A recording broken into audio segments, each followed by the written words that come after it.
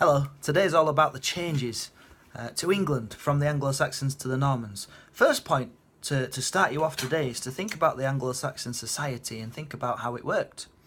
King, earls, thanes, churls, peasant farmers and slaves.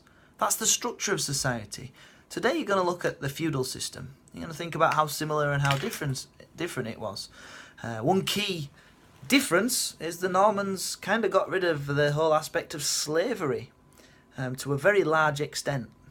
But a similarity is that under the Anglo-Saxon system, people owed military service to the king, and under William, that was entirely the same. People owed military service up the chain of command to the people above them, all the way up to the king, in case of times of war. So that's the social structure. Think of law and order. You should know about tithings, collective responsibility, trial by ordeal, trial by jury, the Vairguild and the blood feuds, all of those things you should remember. And the Normans, well, they had their own take on law and order, but, and this is the first time I'm going to mention this, but I'll probably mention it a number of times. So I'll bullet point this.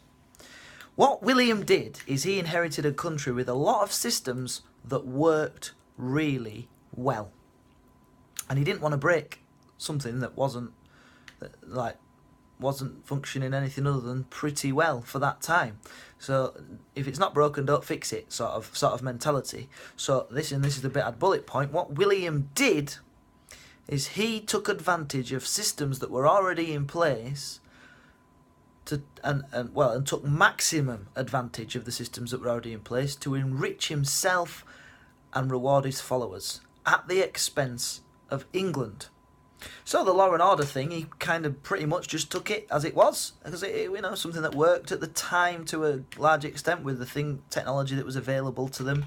This system was embedded and it suited Anglo-Saxon England, but it did also add little subtle elements in there, like trial by combat was a new version of trial where you would fight and whoever lost, they were guilty, or you'd choose a champion to fight on your behalf, and whoever lost, that person were responsible for the champion. Whoever's champion it was, they were guilty in the eyes of God. So it was like him taking things and putting a little twist on them.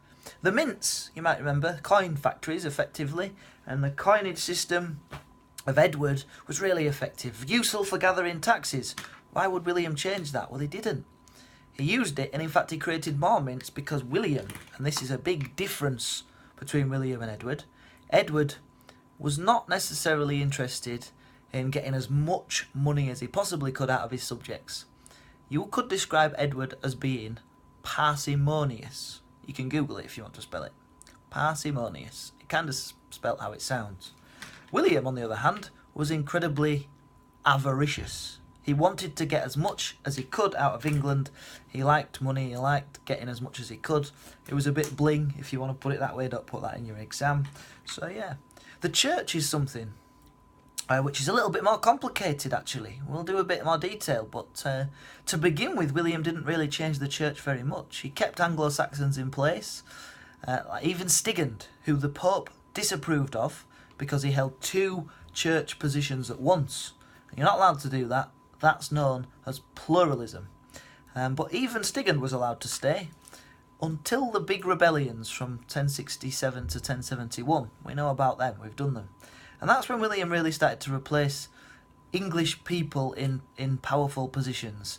So that by 1071, and certainly by the Revolt of the Earls 1075, and after then, the vast majority of important ecclesiastical, which is a fancy way of putting religious positions, and secular, which are positions that are not church positions, a lot of these powerful positions in the country had been replaced, like the English people, or the Anglo-Saxons, had been replaced by Normans or followers of William from the conquests, people he needed to reward.